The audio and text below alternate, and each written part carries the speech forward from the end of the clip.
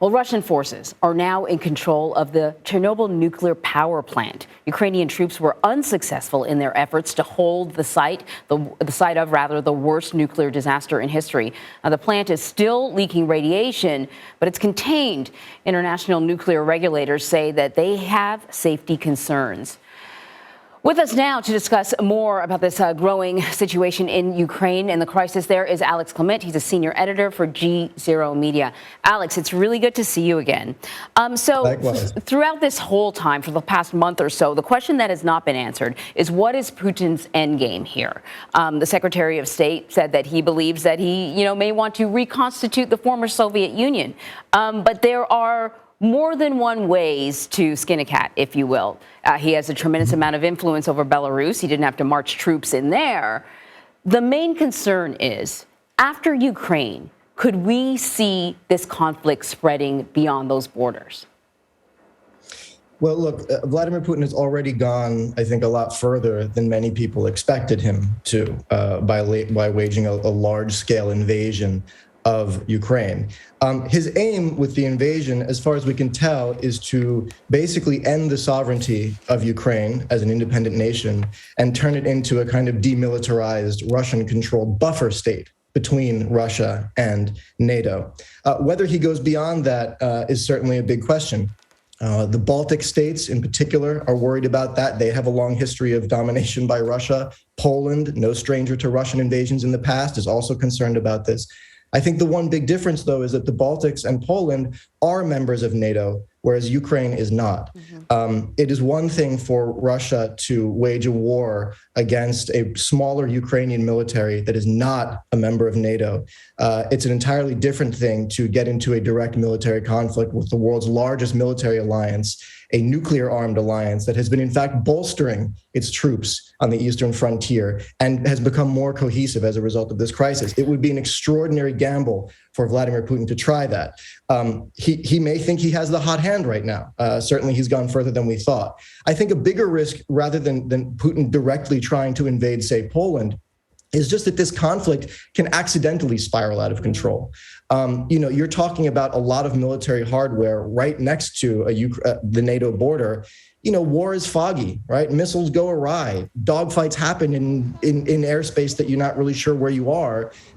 Sometimes missiles shoot down passenger jets. Remember when that happened in 2014? So there are a lot of ways that a miscalculation, particularly given the almost zero levels of trust between Russia and the West, could trigger a bigger response. So listen, while there's almost unified criticism of Russia's move here, the one outlier is China. Top trading partner with Russia has acknowledged Russia's security concerns, failed to criticize the invasion. And in fact, I believe that they just sort of agreed to buy a whole lot of wheat from Russia. So they're willing to continue trading. Can we talk about this X factor, China, and what sort of a difference China could make in this? Well, as you say, Russia and China have grown a lot closer in recent years. In fact, just at the opening of the Beijing Olympics, Putin was there yucking it up with President Xi. The Chinese supported Putin's position on Ukraine up until a few weeks ago. What they've been noticeably less comfortable with, though, is the actual invasion. And that's because China, the last thing China wants is a war in Europe that massively destabilizes the global economy. You have to remember, China is much more integrated with the global economy, much more dependent on the smooth functioning of the global economy than Russia is. So the Chinese haven't quite called this an invasion. They've been sort of doing a delicate dance on this because while they do support Russia as a fellow partner in pushing back against the West, and the US in particular, they don't want a global economic cataclysm that puts the Chinese economy at risk. I think there's another angle here to bear in mind, though. The Chinese are watching the Western response to Russia's decision to launch a fratricidal war of conquest against Ukraine and probably taking notes on how the West will respond in the event that China eventually tries to do something similar with Taiwan, which is all but an openly stated goal of President Xi's. We don't know when it will happen, but I think there's a kind of parallel there that we should all be aware of and consider. Yeah, and implementing debilitating sanctions on China is a much different prospect than it is, to do the same with Russia.